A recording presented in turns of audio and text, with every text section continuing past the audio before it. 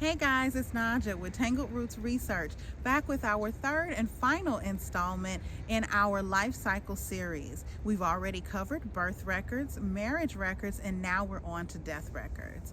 One type of death record that we've already discussed in our previous series about the census is the federal mortality schedule. This record does detail the cause of death, year of death, sometimes the exact date, and the name of the person that passed away. But a lot of times those can be difficult to find. There's also in some places a death index, but similar to the birth index we talked about a couple of weeks ago, it has very limited information, really just the name of the person that passed away and the year. There's not going to be much there to help you. The most that you're going to get is going to be from a death record.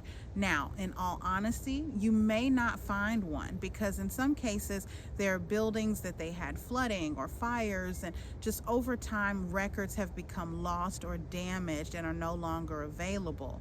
And in some cases, a death record may not have been recorded for whatever reason.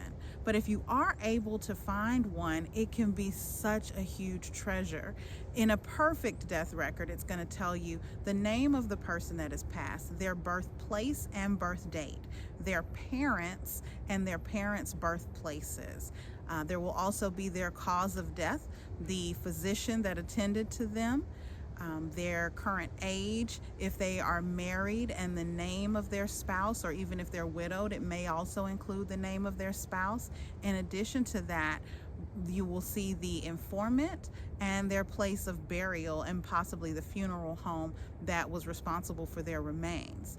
The informant is a really important section on the death record. The informant can be really helpful in determining which family someone belongs to. Let's say, for example, you have two Sally Jacksons born within a 5-year range in the same city, and you're trying to determine whose death record this is. Maybe both Sallys married James, but you're not sure which one this is. So if you know that one Sally's maiden name is Jones and the other's maiden name is Johnson, if you're looking at the informant and you see William Jones is the informant, and you know Sally Jones Jackson had a brother of that name, that may clue you in that this is the right record, and you can feel more confident about attaching that to your tree and saying that this is when she passed away. So the informant can be really helpful. A lot of times it is a relative, but in the event that a relative is not available, especially if someone is in prison or in a hospital or dies somewhere away from home, the informant will provide whatever information they can, and fill out that they'll complete the death certificate to the best of their abilities. So in those cases, you may get an incomplete record that has very little information, and that can be rather challenging because even if you find the record, it may not help further your research, which can be rather frustrating. But unfortunately, we have to take the records that we find as they come. Another thing that you may notice on a death record is that a woman's age and her year of birth may differ greatly from what you've seen in previous records. Part of the reason for this is what we discussed last week when talking about marriage. Some women traveled to areas or that a certain age it was more acceptable for them to get married, or the laws were different, they could get married younger. And then other times, if they didn't travel to do that, they would just simply alter their age to make them legally eligible to marry. So at the time of their death, they may now tell the truth and provide the accurate information of what their actual age is, and you may find that they're younger than you thought that they were, simply because they had to maintain a certain age in order to get married, and they've just carried that on through the years. Another truth that may be told on the death record is who someone's actual parents are. And I've seen this go both ways. The death record, again, the information is provided by the informant, so what their knowledge is what's going to show up on that record.